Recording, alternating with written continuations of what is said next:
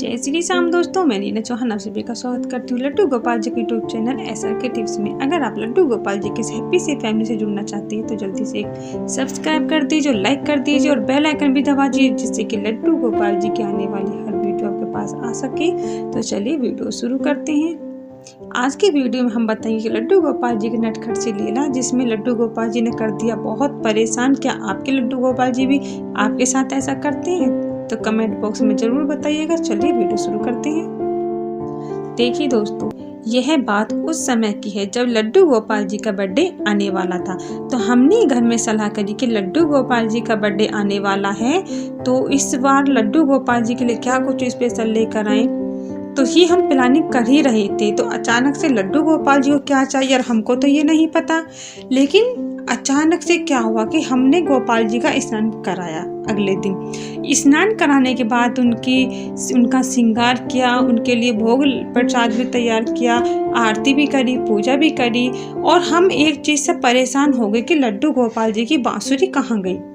हमने बहुत ढूंढा, समझ में नहीं आ रहा। एक बांसुरी पहली थी, वो पुरानी थी, उसे हम गोपाल जी को देना नहीं चाहते थे। जो नई बांसुरी थी हमारे लड्डू गोपाल जी की, वो हमें मिल नहीं रही। अब करे तो करे क्या। हमने सोचा चलो कोई बात नहीं, आज पुरानी बांसुरी इनको दे देते, इनके पास रख देते। तो हमने पुरानी बांसुरी रखनी शुरू कर दी। 1 दिन 2 दिन 3 दिन, फिर वो बांसुरी भी गायब हो गई।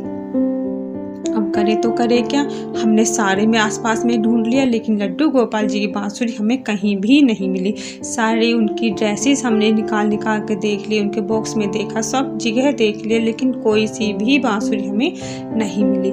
एक हमने गोपाल जी के लिए बांस की बांसुरी बनाई हुई है, वो थोड़ी बड़ी है, तो वो हम उनके पास नहीं रख पाते हैं क्योंकि वो बड़ी ज़्यादा है। तो अब क्या करें ऐसे में। खैर कोई बात नहीं, गोपाल जी का बर्थडे आने से पहले ही हमने उनको नई बांसुरी लाकर दे दी।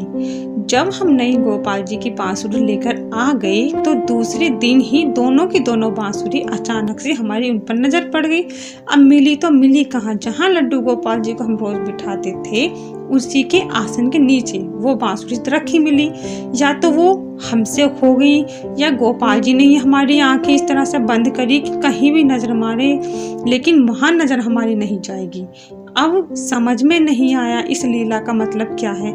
फिर हमने सोचा कि इसका मतलब गोपाल जी को अपने बर्थडे गिफ्ट में इस बार बांसुरी ही चाहिए थी, इसीलिए उन्होंने बांसुरी के लिए ये सब लीलाएं रची हैं। समझ में आ गया कि हमने फिर गोपाल जी से कहा कि देखिए लड्डू गोपाल जी, बांसुरी ही लेनी थी तो इशारे से बता देते, इतना परेशान करने की क्या जरूरत थी। हम इतना सामान इनके लिए लेकर आए, उसमें से उन्हें कोई पसंद नहीं आया, क्योंकि उन्हें तो बांसुरी चाहिए थी। अब बांसुरी चाहिए, इसका मतलब गोपाल जी कुछ ना कुछ तो लीला करने वाले हैं। जब बांसुरी लड्डू गोपाल जी अपने हाथों से स्वयं बजाते हैं या स्वयं वो लेना चाहते हैं, इसका मतलब घर में कोई नई नई लीलाएं होने वाली हैं। तो इसके साथ ही हमारे लड्डू गोपाल जी ने कुछ ऐसा चमत्कार किया, तो हम समझ गए कि ये जो भी कुछ हुआ है सब गोपाल जी की ही लीला है। इसीलिए उन्होंने नई बांसुरी मंगाई थी ये लीला करने के लिए। देखिए गोपाल जी जब कुछ करते हैं ना, तो कुछ अलग ही उनका अंदाज हो जाता है। और फिर ऐसी घटना हमारे साथ हुई, हम बहुत ही खुश हुए।